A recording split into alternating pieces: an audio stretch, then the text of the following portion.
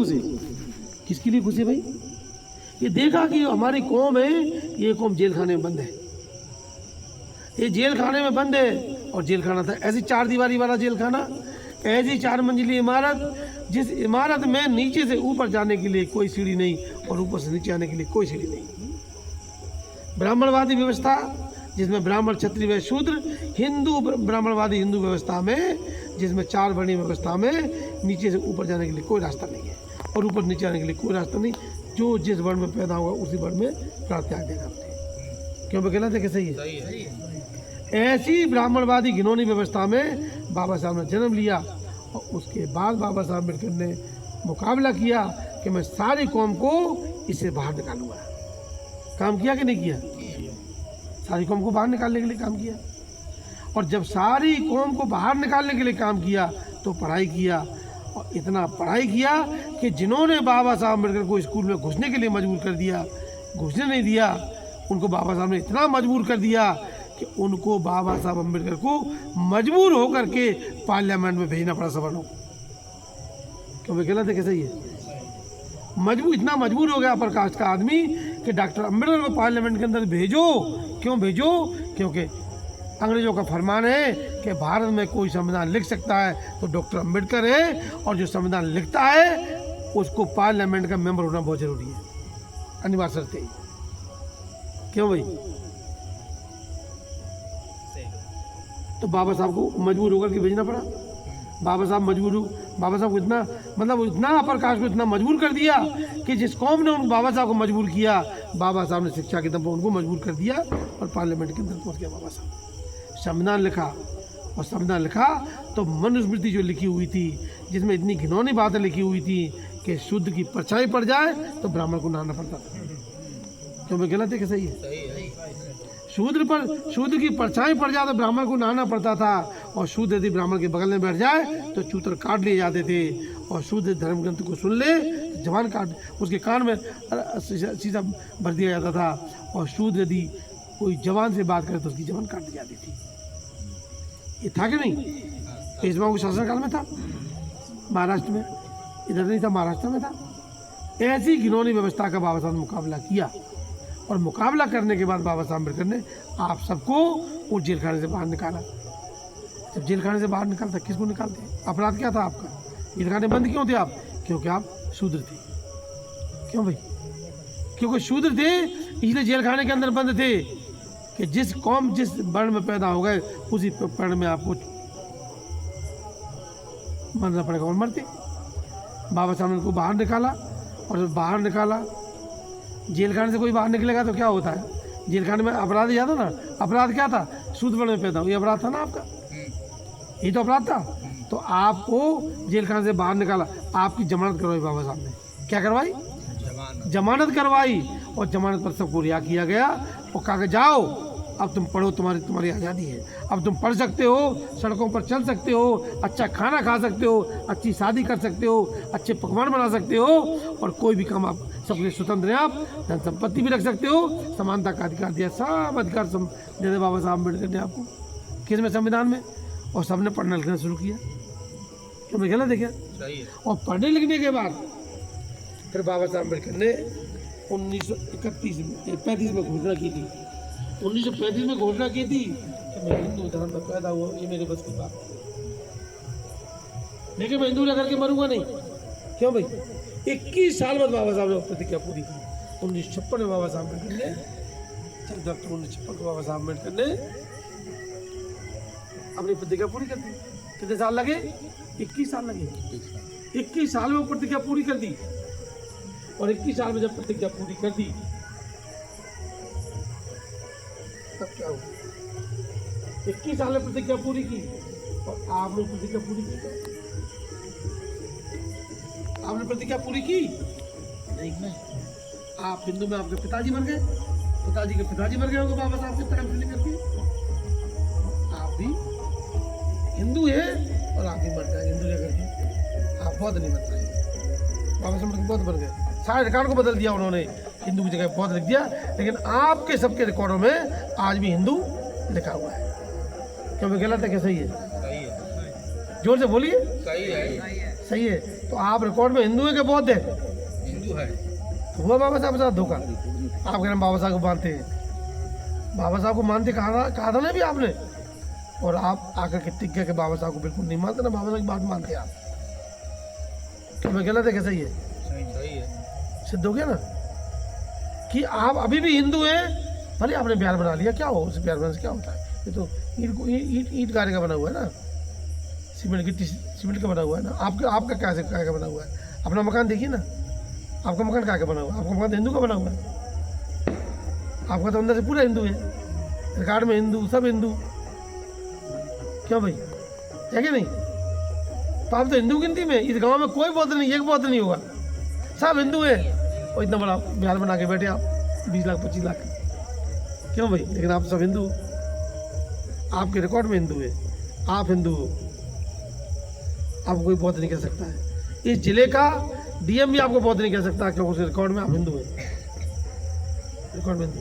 और जिस दिन आप बौद्ध बन जाएंगे, अपने दस्तावेज को दुरुस्त कर लेंगे, फिर आप हिंदू की जगह बौद्ध होगा आपका। और जब बौद्ध होगा आपका, तो आप जिले की लिस्ट में आ जाएंगे कि इस गांव में, सोनहर गांव में इतने बौद्ध परिवार रहते हैं। क्यों भाई, गलत है कैसा ही है? सही है ना? अब कब करेंगे बोल, मैं नहीं जानता। 21 साल बाद आप कब करेंगे या नहीं करेंगे, कितने 21 साल और गुजारेंगे, बाबा साहब को हर 21 साल में, हर साल धोखा हो रहा है। आज अब इस साल आपका 21 साल हो रहा है, दूसरे का अगले साल 21 साल हो रहा है, तीसरे का अगले साल 21 साल हो रहा है, सबका 21 साल हर साल हो रहा है। कोई बहुत नहीं बन रहा है, लेकिन कोई प्रतिज्ञा बोल नहीं कर रहा है। ये पहला धोखा हुआ बाबा साहब, बहुत बड़ा धोखा हुआ है। और इसी वजह से आपसे कोई डरता भी नहीं है, आपको सुनता भी नहीं है। हमारी क्यों नहीं सुनते? अरे क्यों सुनेगा भाई, आपकी बताइए। आप बहुत हो ही नहीं, आप तो हिंदू हो, और हिंदू हो तो कौन है? हिंदू भी नहीं हो आप, शूद्र हो। हिंदू भी, कोई हिंदू भी नहीं मानता आपको। जब ब्राह्मण लड़की के साथ बलात्कार होता है, तो ब्राह्मण कहता है हिंदू खतरे में, हिंदू खतरे में है। और जब आपके बहन बेटी के साथ बलात्कार होता है, तब कभी नहीं कहता है कि शूद्र खतरे में है, क्योंकि ब्राह्मण आपको शूद्र नहीं, हिंदू नहीं मानता ना, इसलिए नहीं मानता कि आप हिंदू हो ही नहीं, उसकी नज़रों में, उसकी नज़र में शूद्र हो। क्योंकि हिंदू का संस्कार होता है, जन्म संस्कार होता है। एक ब्राह्मण जब ब्राह्मण घर में पैदा होता है, तो आज ब्राह्मण पैदा होता है, वो जब तक जन्म संस्कार नहीं होता है, तब तक वो हिंदू नहीं होता है। हिंदू होगा, फिर पुजारी होगा, वो सब कुछ होगा। क्यों भाई?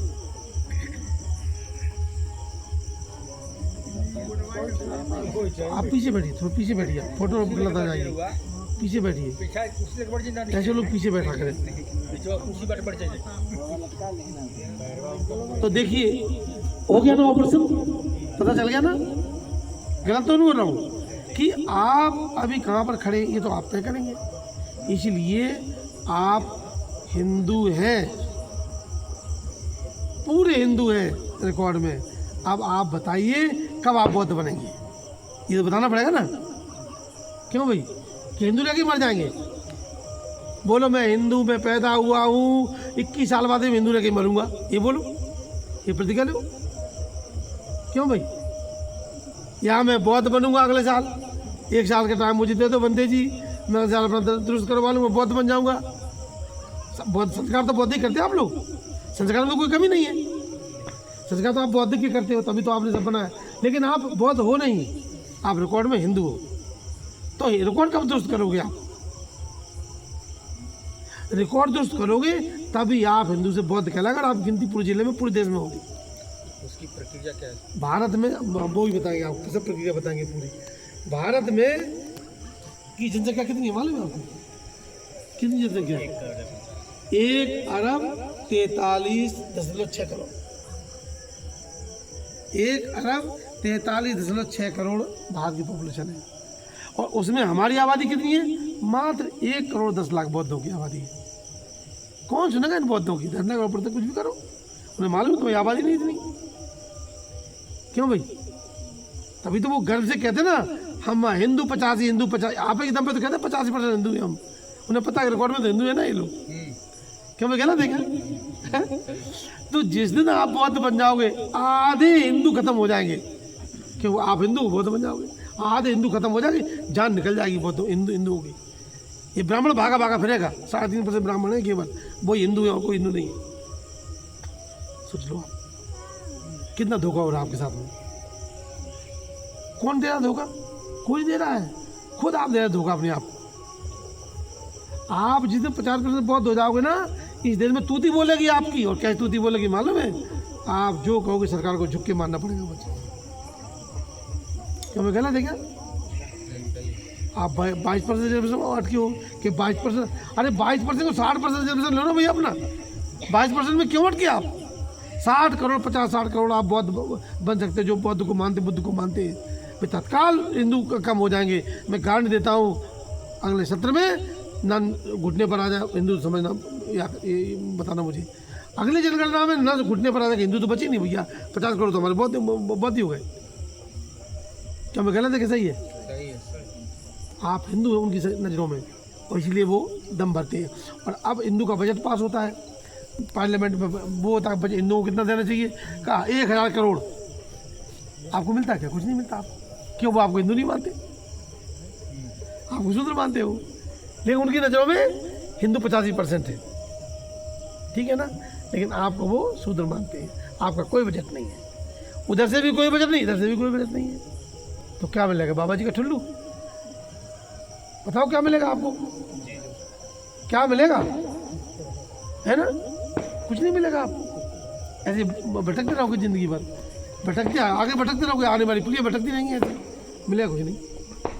ये मत सोचना कुछ मिलेगा, भिखारी की तरह मांगते रहो, कुछ नहीं मिलेगा। जिस दिन बौद्ध बन जाएंगे उस दिन आपको सब कुछ मिलेगा जो आप चाहो मिलेगा। नीतीश कुमार या नाक रगड़ने यहाँ पर आएगा जब आप बौद्ध बन जाएंगे, तो मैं बता दूँ आपके लिए। नीतीश कुमार जैसे प्रधानमंत्री मोदी भी आएगा, हाँ अब बौद्धों की संख्या बढ़ी है इस देश में, ये काम होना चाहिए, ये काम आँख बंद करके होना चाहिए, सोचना विचारना नहीं है। हम 50 करोड़ से ऊपर आबादी ले जाएंगे, हमारी तूती बोलेगी इस देश के अंदर। क्यों मैं गलत है क्या? सही है? वैसे भी हिंदू में कुछ नहीं मिल रहा आपको, तो बौद्ध बन के तो मिल ही जाएगा ना। और दुनिया के लोगों में आपकी संख्या गिनती हो जाएगी, दुनिया के बौद्ध में संख्या गिनती हो जाएगी आपकी। तो बताओ, आप हिंदू रह के मरना चाहते कि बौद्ध रह के? हाथ उठाइए थोड़ा सा। बौद्ध रह के मरना चाहते, हिंदू रह के मरना चाहते?